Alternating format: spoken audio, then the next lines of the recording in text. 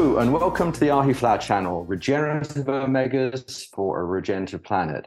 I'm Andrew Hebard, and today I'm really pleased to be with Dr. Patrick Hanaway. Dr. Hanaway is a board-certified family physician with earning his medical degree from the University of Washington, and has been a past president of the American Board for Integrative Holistic Medicine, and also co-founded a business that he runs today in North Carolina, Family to Family, your home for whole family health and wellness, with his wife in Asheville. And I understand that one of the key emphasis of Family to Family is about not treating the illness, but not treating the symptoms, but treating the sort of underlying cause for improving health and wellness. And over your career, you've served in some very prestigious roles, Patrick. Chief Medical Officer for Genova Diagnostics, the Chief Medical Education Officer at the Institute for Functional Medicine. And whilst you were there, you served as the chair for the COVID task force. And then in 2014, you set up a collaboration between the Institute for Functional Medicine and the Cleveland Clinic. And the result of that was to create the Cleveland Clinic Center for Functional Medicine. And then in 2017, you received the Linus Pauling Award for outstanding work in medical education research. So those are just some of the highlights of your very distinguished and impressive career and set of accomplishments, and really appreciate you joining us today on the Flower channel. Thank you very much. I'm just going to set my my focus so that we're not bothered during this time. Do not disturb. There we go. And I'm really glad to be here.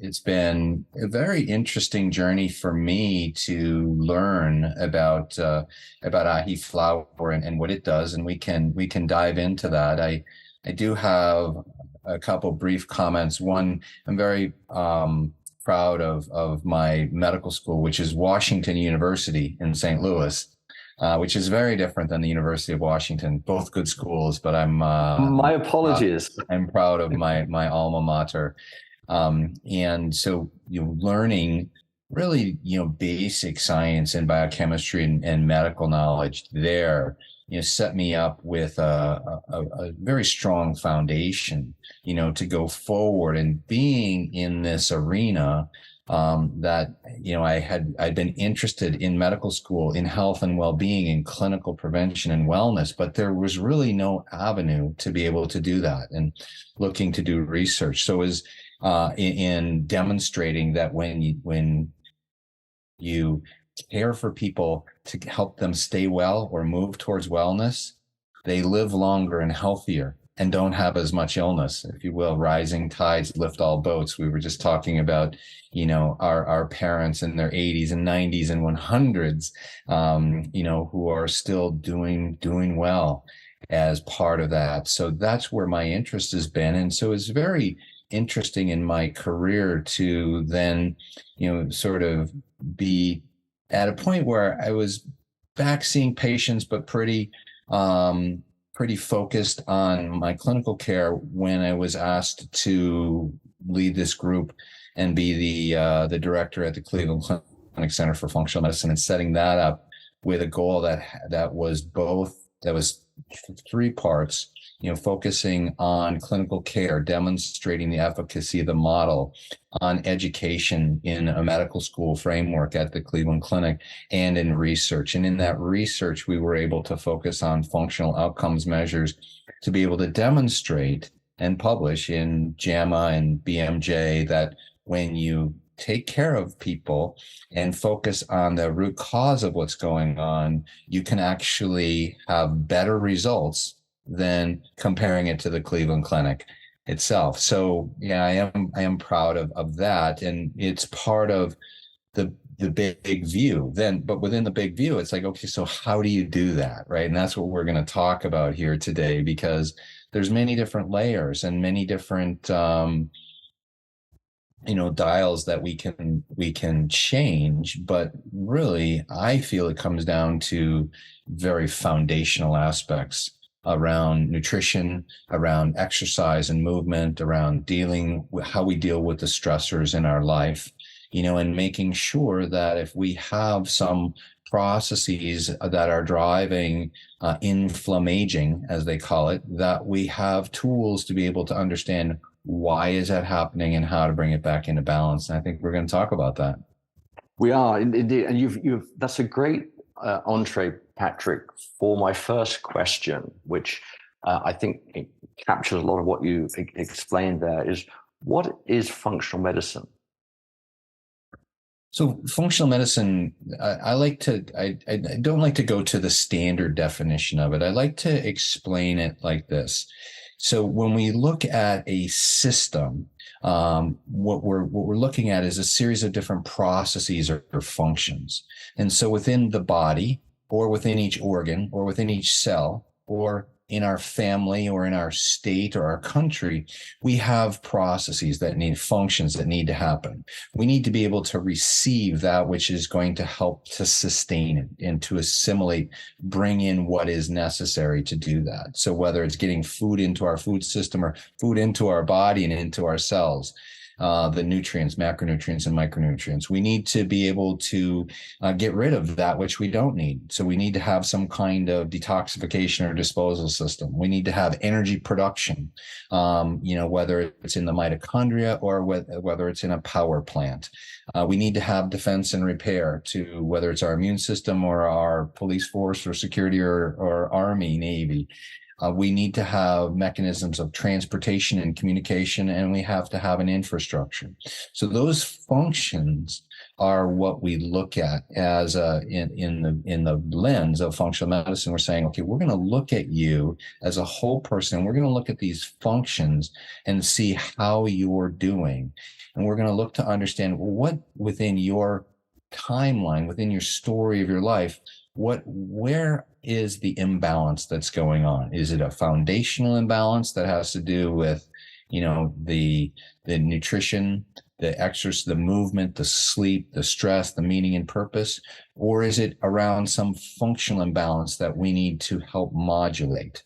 And we'll look for root causes that will be hidden infections and hidden toxins and other things that can drive an inflammatory process or create metabolic imbalances. And so that allows us to personalize what's going on. And that's a long-winded answer to simply then come back to say, functional medicine is a systems-based approach that allows us to understand the root cause and individualize our treatment for patients. Is that the same as holistic medicine, or are the two? They seem very similar, but there might be some subtle differences based on the functional aspect of you, as you'd explained it. Well, there's different terms that have been used over time. Holistic has been used and actually has some almost pejorative quality to it that we don't see when we talk about holistic financial approaches or something like that. But holism, which is looking at the whole person, is just that. It's saying we're going to look at the whole person within the context of their life. Now, integrative medicine, it attempts to do the same thing, but it is focused on a series of different tools, whether they be homeopathy or acupuncture, chiropractor, herbalism, or mind-body therapies. But integrative medicine really defines an array of tools. So I would say holism is a way of thinking. It's a perspective. Integrative medicine is a series of tools. Functional medicine is a specific process-oriented systems approach to be able to say, how do we put that all together? So it's actually, to me, it's where the rubber hits the road, because when I didn't know this and I was familiar with acupuncture and Ayurveda and herbs and nutrition and myofascial release and I had all kinds of things in my toolkit, but I didn't really know when or how to apply which tool in which case, because I didn't have a way of thinking about it. And so it's sort of whatever came into my mind, which often was informed by proximity bias, the last thing I learned, or by some other, cognitive biases that I have that were driving me towards specific pathways. that didn't necessarily have a systems view to it. So in a way, this might be a very poor analogy, but in a way, you're using those tools, as you say, lifestyle, nutrition, exercise, in the same way that an engineer would use tools, really to sort of pull together the components of that for healthy outcomes, for better outcomes for your patients. Yeah, I think that's a fair statement. And then there is, when people are significantly sick, when they have significant imbalance, we need to go beyond the foundational aspects, those fundamental aspects of lifestyle nutrition that you've spoken of, that I've spoken of.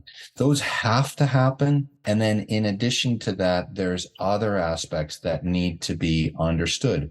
Why is this imbalance occurring? Why is just eating the right food not enough to be able to change what's going on? Well, it could be because there's permeability or leakiness in the gut, or dysbiosis in the microbiome, or they're not digesting and absorbing the food that they're taking in. And so it's now we begin to go into, okay, how do we personalize this for individuals? And it's been, quite a journey, and we're still learning different aspects of it. That's a great lead into an area I wanted to touch on with you, is that over your career, you've developed, I think, one area a particularly deep understanding of is the gut microbiome and GI health, and with possibly even a narrower focus on that in terms of what influences it, sort of enhances it, maybe resulting in suboptimal performance as well. And an area that we're particularly interested in would be the interaction between the gut microbiome and omega-3s. And again, I think this is an area that you have a lot of experience in. How well understood is that area of science at the moment within functional medicine about how diet and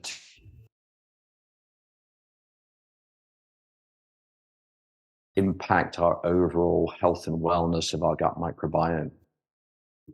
Well, I might separate that into two questions, because in terms of how well we're deepening our understanding in the relationship of the microbiota, and not only the organisms themselves, but their products, the postbiotic products that arise from there, the thousands of different molecules that are created that have an impact on overall health and well-being circulating in our body. A lot of recent evidence, certainly on the gut-brain microbiome axis, and the stimulation of the way in which those molecules have an effect on our overall brain neurochemistry.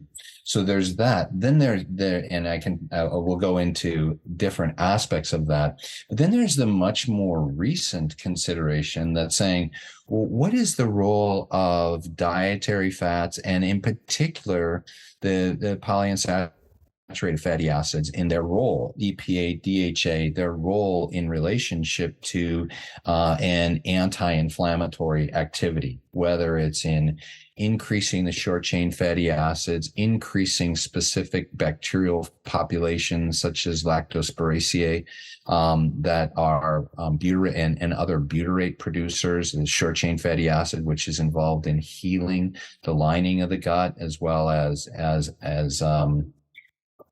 overall activation.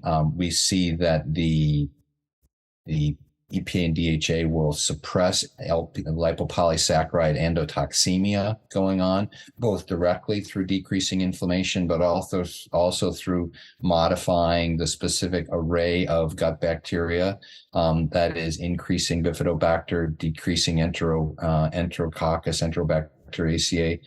So we're beginning to see the nuance that's going on there. But I actually caution people clinically, and when I'm teaching, it's like, let's not focus on individual bacterial families or bacterial species or genus. Like so many people are talking about Akkermansia, Mucinphila. Oh, this is the greatest thing, from the Verrucobacteria phylum. And it's a useful thing. And when it's there, there's less inflammation. But there are plenty of people who don't have any akkermansia, who don't have any inflammation going on. It's not a one-to-one thing. It's a whole community that's happening. So Dr. Jeff Gordon, who actually was one of my teachers at Washington University, has said that the gut microbiome is the most complex ecosystem in the world, in the universe, that we have ever discovered. And there are 8 billion of them. So you think about that. And it's a population within a population. Huge population within a population. And so, when we look at all that, it's about how do we find what I like to say is that, we're looking for diversity, but diversity in London is different than diversity in Winston-Salem, where you are, which is different than diversity in Hong Kong or in Cape Town. So it's like, so diversity is important in all of those situations, but each one of us can have diversity in a different way. There is not a uniform core microbiome that answers everything. So what we want to do is we want to see, is there balance or imbalance? Where's there imbalance, and what can we use nutritionally to be able to bring balance to the system? And frankly, while I've been working with this for, personally over 30 years, clinically for 25 years, as a teacher for 20 years, what I'm finding is that there's an emerging role of the omega-3 polyunsaturated fatty acids that is emerging even bigger than we thought it was. And while when I first learned, about ahi flour and being able to use plant-based omega-3s, I thought, that'll be nice for my vegan patients. But what I see is that these high amounts of fish-based omega-3s, they're beneficial, but is there a downside to it? Because that's not a natural form and way in which to be able to take it. And if we can get the beneficial effects of bumping up DHA, through plant-based PUFAs, then we're going to have an even better opportunity for promoting, decreasing inflammation, but also using it as a prebiotic to promote the beneficial bacterial growth within the gut microbiome. And so today I talk a lot more about prebiotics and what we're putting in the system, and postbiotics, than I do talk about probiotics, because probiotics are they're transient. They're tourists who come through, and they'll have an effect, just as tourists will have an effect on the economy of Asheville, North Carolina, where I live, and not in a good way, I would say, when there's too much of that. And so I don't focus on probiotics as much anymore, other than using them for targeted purposes, just as I would use antibiotics for targeted purposes. That's fascinating. And as you can tell, my questions are coming not from a point of view of having a medical background, really more of a business and an agricultural background. So my apologies if some of the questions come across as either too pedestrian or not particularly sort of relevant. My understanding of our gut microbiome is that it changes subject to what we feed it. As I talked about, it's a very big population within a population. So as you talk about the difference between people in Hong Kong to Arizona to Peru to wherever, they're going to have gut microbiome populations that are probably more aligned to their background diets and their background genetics. I would think there's an interplay between those two things there. And as you talk about postbiotics, the downstream products that come out of the sort of metabolic processes, and I look at what would be considered the conventional wisdom, which now may not be so conventional, around omega-3s, there are populations around the world that were exposed to very high levels of EPA and DHA from fish oil. Fishing communities and communities that sort of made their income from processing fish into downstream products. those are very unique coastal communities, and not only unique in terms of being coastal, they're also unique in terms of where they are geographically compared to the populations of cold water oily fish, the pilchards, the menhaden, the anchovies, the salmon and the tuna, etc. So you make a really interesting point there that if we can get the benefits of the post-nutritional benefits of consuming PUFAs, but from plant-based diets, which more of us as a percentage of the population have evolved or co-evolved to take in, I would think that must be throwing some very interesting light on the research around plant-based omegas versus marine-based omegas. And the differentiation between those two, I am not as familiar with. I've become more interested in the plant-based omega-3s as ways to be able to do that. I experimented early on and looked at various kind of metabolomic evaluations of flaxseed and ALA, and found that doesn't convert very well. And you need really high amounts, and women convert it better than men, but the conversion when there's any kind of complex chronic disease is really compromised. So I kind of gave up on flax oil early on. It wasn't going to have the same kind of impact, and we didn't really see it clinically as we did with the fish oils.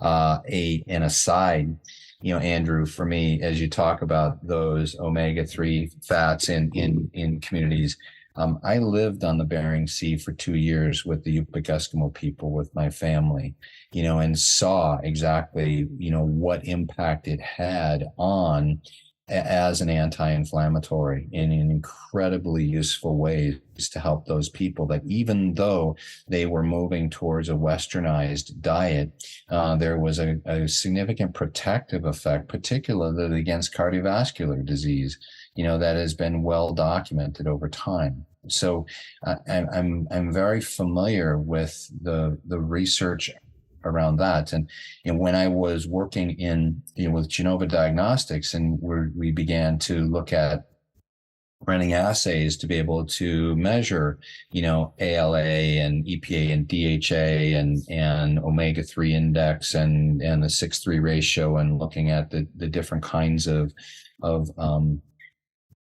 arachidonic acid and such, what I came to an awareness of sort of through the work of Bill Harris, but then also through the work of a name, I should have looked it up, I can't remember now. He was the head of ophthalmology at Harvard, who was working with retinitis pigmentosa. And it's like their work converged to say that the omega-3 amount that is optimal for health and well-being is significantly higher than we see. And, in a range from 8 to 10. And, so I've worked to promote that in patients who have inflammatory issues that are going on. But what I also found is that this whole 6:3 ratio that Barry Sears talks about doesn't actually have a lot of data to support it. It makes conceptual sense, and we do need a small amount of omega-6 in that GLA relative to the omega-3. But the aspect of really focusing on omega-3s, especially one like ahi that's got some small amount of GLA in it, is going to be like the optimal way to be able to do it in my mind. So now if we can demonstrate that when we're using a plant-based omega, that we can actually drive it through the delta 5 and delta 6 desaturase and be able to get it down to be able to make DHA, that would be amazing. And as we both know, that is amazing. Like that's what the data is beginning to show. And I think it's changing. There's a need to begin to change the view of practitioners. That is, the plant-based omega-3 is nice for vegetarians, but, really we have a better option to be able to create balance, and balance that doesn't actually have a negative effect on the environment and the ecology of our fish. Absolutely. That's one of our reasons, one of our sort of core values, our platforms for doing what we're doing, about using regenerative agriculture to produce a sustainable source of the plant-based omegas. And you were the observing physician for that trial, and the commercial product is called Brainy, and we've been very pleased to support that. As you say, the outcome for that really intrigued me was around this executive function. And because that is it's very measurable, and the results were very positive. And you say that really is, we don't necessarily know the mode of action there that's taking place, but there is clearly this interaction, this sort of gut-brain axis that we are starting to learn a lot more about. And presumably this is a result of the sort of downstream metabolism of many things, but plant-based omegas is a key component of that. Well, and some of the more basic research that was done in looking at that is that you can actually show changes in neuroinflammation from the ahi flower alone, and from the silk fibrin peptide alone, and then it is synergized with the two of them together. But I was actually quite impressed. I was a little surprised. I thought from all I've always seen in the South Korean literature that we would definitely see changes in neuroinflammation from the silk fibrin peptide. But when I saw that it was happening independently with the ahi flower as well, it began to shift my view away from this, I'm going to say more pedantic, that's nice for a small subset of the population, to say like, oh, maybe I need to be thinking about this differently clinically in order to be able to drive that. And, have now been more focused on, well, what's the dosing that's going to help me to get there, and how do I really shift? I still feel like the omega-3 index that Harris talks about has a great deal of value. And I think that many of the quote unquote reference ranges that are out there, like from Cleveland Heart Lab, are insufficient to be able to optimize health and well-being. Do you think there's a case for, we're obviously very aware of the omega-3 index and the science that supports it. And at its highest level, I think from our point of view, at one of our overriding objectives is to create awareness around omega-3s, the health benefits, and the fact that very few of us are getting enough in our diets. Being agnostic about the source that you take them from, whether it's marine or algae or plant-based, I think there's a strong case to saying that the Western diet is very deficient in omegas, whether that's as a result of being excess in omega-6, as you mentioned, and the balance, or whether it's just that we need more omega-3s in the diet. Our diets are very different today to what they were 100 years ago because of the commoditization of agriculture and the highly processed foods with soybean and corn oil and that sort of thing. What we see, and you mentioned this, is really quite interesting, how omega-3s can be targeted to certain conditions. Inflammation is a great example that you mentioned. Cognitive function, mood is another one. Skin condition. So in part, omega-3s are looking at structure function claims for condition-specific health outcomes. But also in part, a lot of these could be looped together and say, through better nutrition, increasing our overall intake, we will see better health outcomes across this broad array of issues that many of us are dealing with on a sort of daily basis. Well, I would agree with you 100%. I guess one of the questions I have of where you're going with the use of nature's crops is to be able to see this really as a food, not as a supplement. Correct. To be able to integrate into people's daily living as a means to be able to do that. And I think that there's a essential importance there. You talked about the omega-3 index, and the last I looked at the data, the average Americans, omega-3 index of EPA plus DHA is 2.8%. So that means 2.8% of all of their fats are omega-3 fats. And optimized, that Harris and others have talked about, is between 8 to 10%. That the Japanese population, it's about 4% at this point in time, but they also have, some other chronic inflammatory illnesses that are going on. So how do we use this? Because my supposition around a lot of what's happening with insulin resistance, a lot of what's happening with low-grade chronic inflammation that we cannot determine using serum-based biomarkers, looking at systemic inflammation, such as HSCRP. And we can get these cytokine panels that look at, IL-10 or IL-6 or IL-13 or IL-4 or IL-1 beta or TGF, all these, they work, but they're pleomorphic. And so you can't just pick one and say, oh, that's the answer, or it's a biomarker that we can follow. There's a dance and there's genetic predispositions amongst people related to those inflammatory cytokines.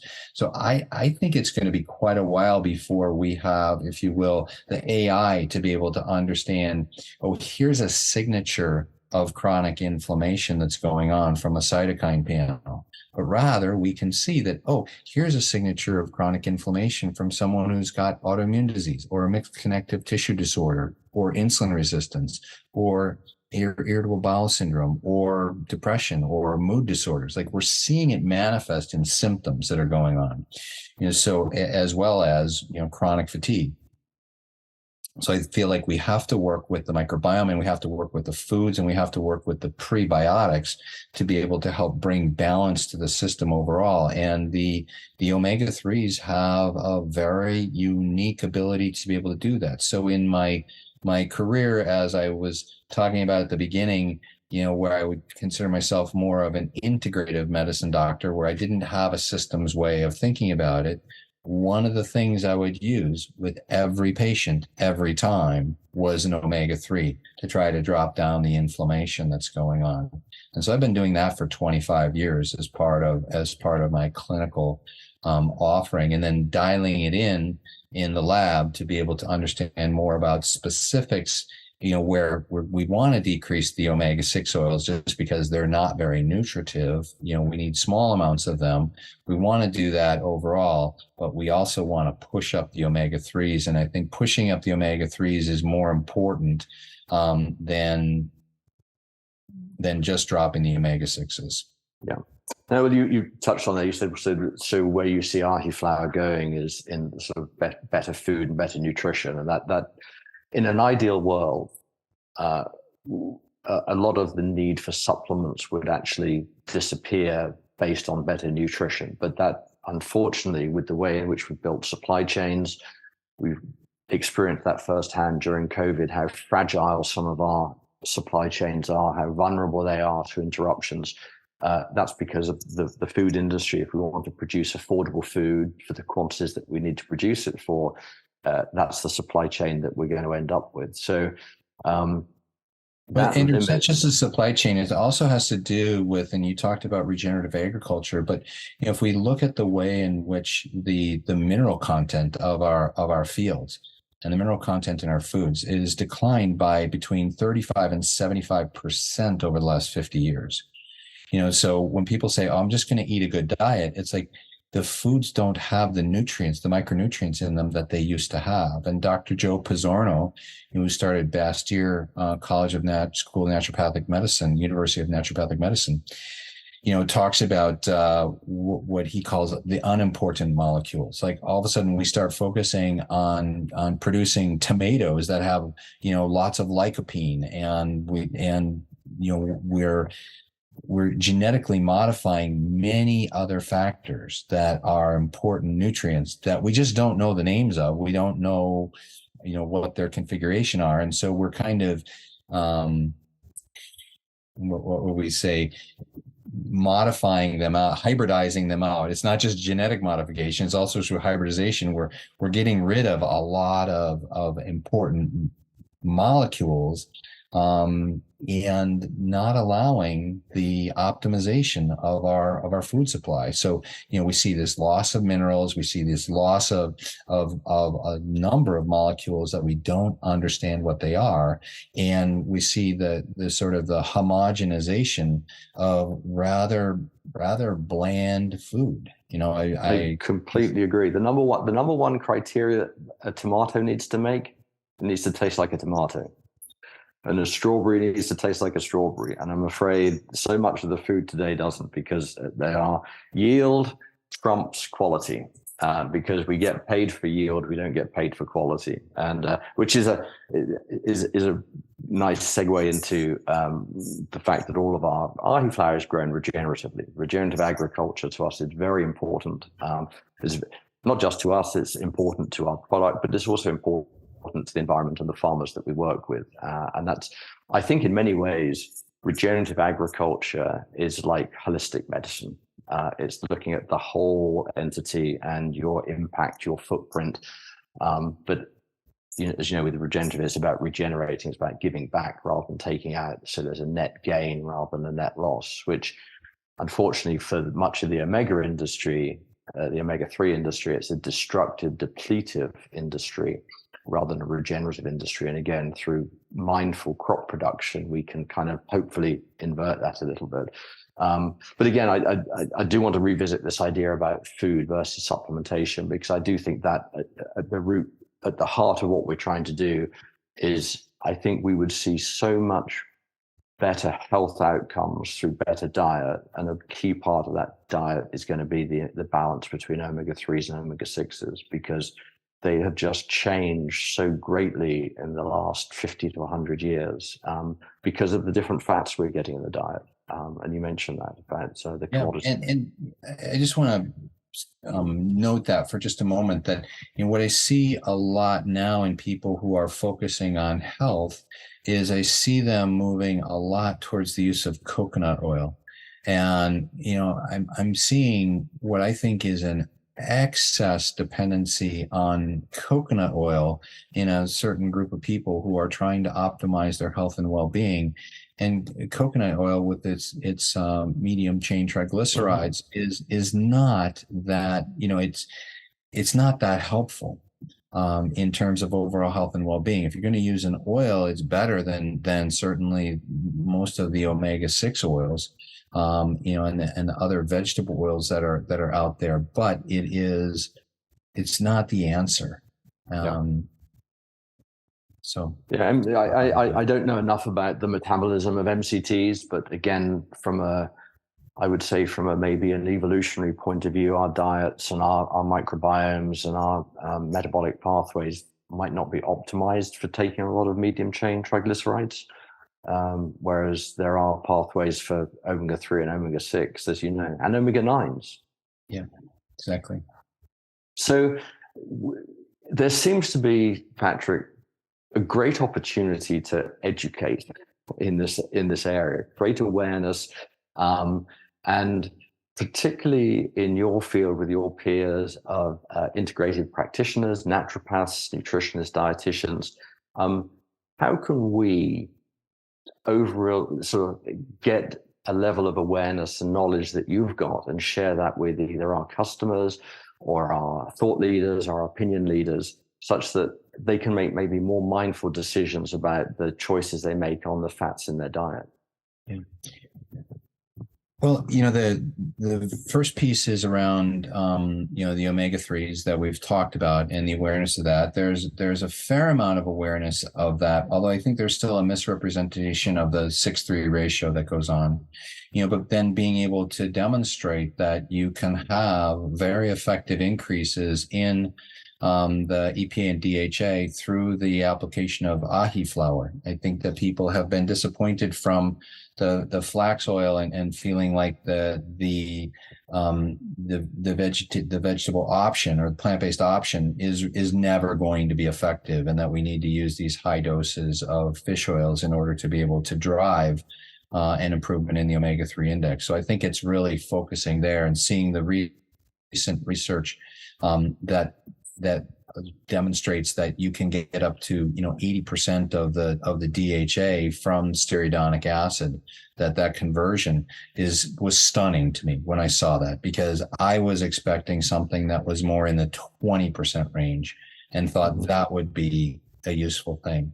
And so when that was shared with me, it made me feel like, oh, I need to really reconsider my use of fish oils and understand more effectively what the dose response effect is of ahi flour in driving and changing the omega-3 index initially, and then going into being able to talk about what the other metabolites are that are helpful.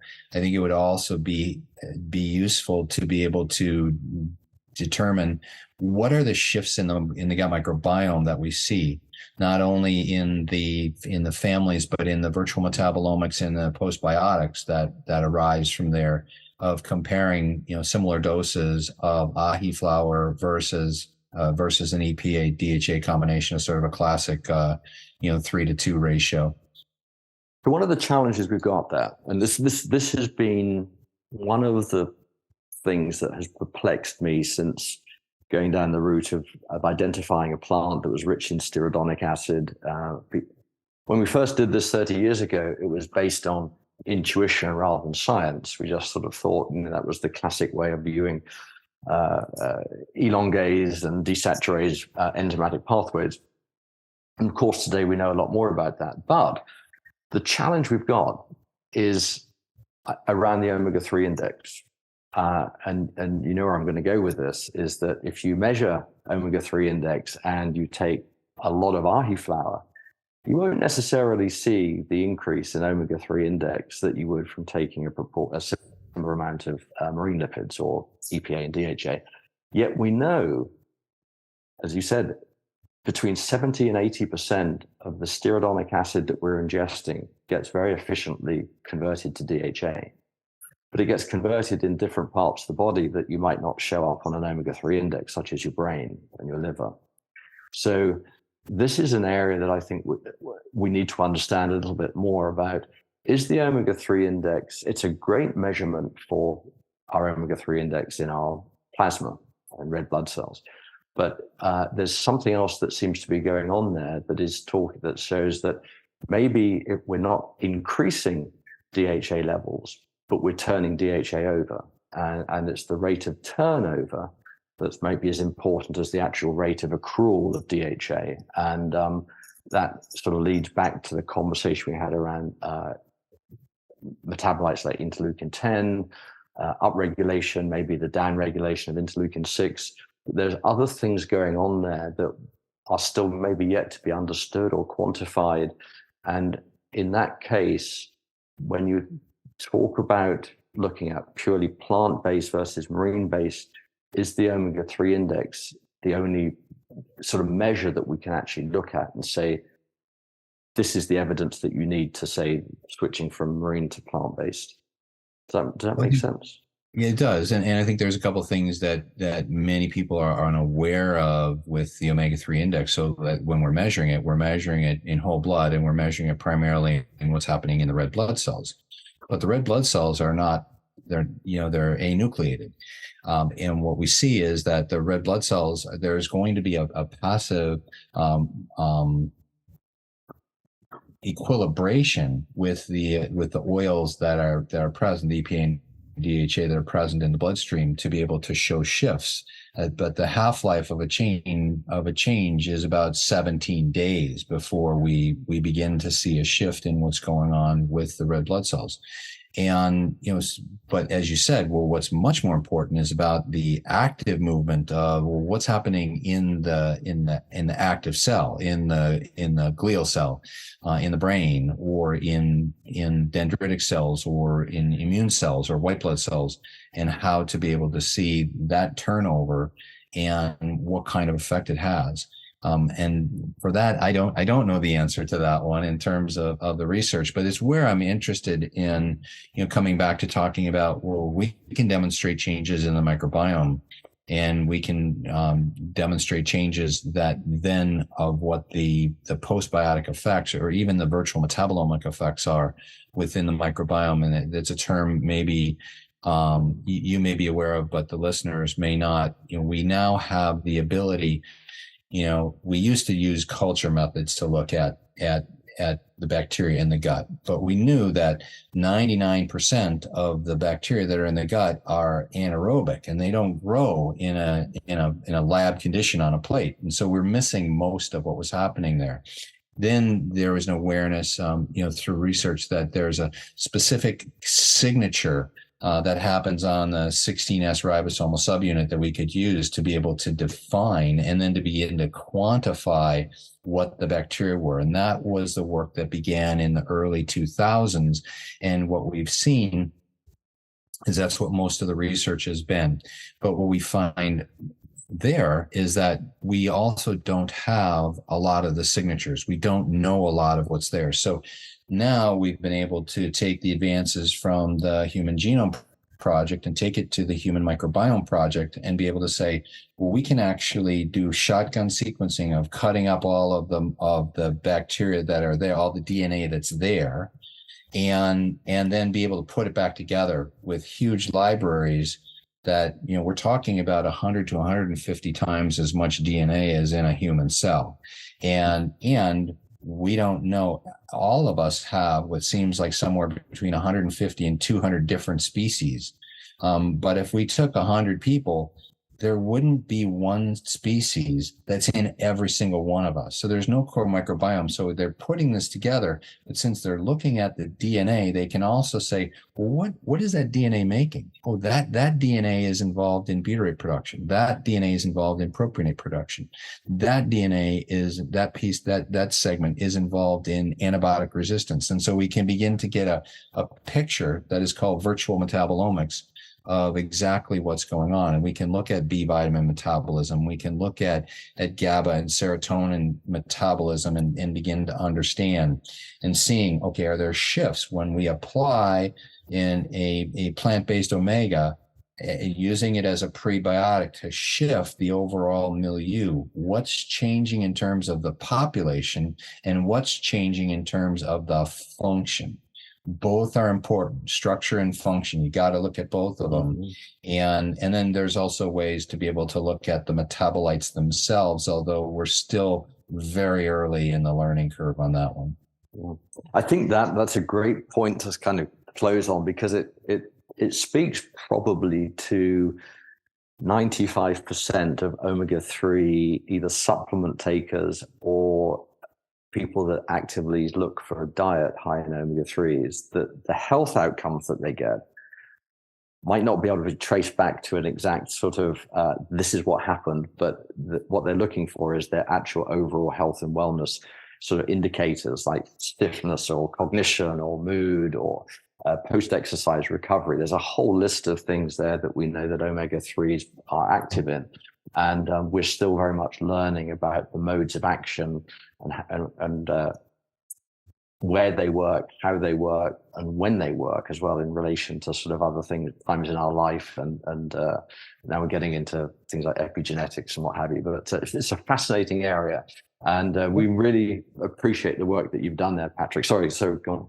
Well, no, I wanted to say one thing about that, because it's really about measuring function in how the individuals are doing in their lives. And that's why we did that work focusing on patient-reported outcomes measures, of all takers, of all comers at the Cleveland Clinic. And now, like, working in the long COVID arena, using a tool called Promise 29, where we can look at domains of anxiety and depression and cognition and fatigue and social interaction, physical health and well-being, and sleep. And we can look at all of those functions and be able to show changes that are going on. So, like, to me, I like to look at what's happening with changes in the microbiome and what's happening in their overall functional status. I think these are the ways that are going to help to guide us in the process of being able to see, well, what is the difference between different kinds of interactions and different kinds of foods? Yeah, so much more to learn there. And we greatly appreciate the work that you're doing. We've enjoyed working with you. The published studies we talked about with Brainy for cognition and executive function. And there's just a lot more we can do in the future. I hope I get to see even just a fraction of it. Well, thank you so much for the work that y'all are doing and being able to bring new ideas forward that are sustainable and regenerative. I so appreciate that. No, you're welcome. And we enjoy it greatly. And thanks again, Patrick. You bet.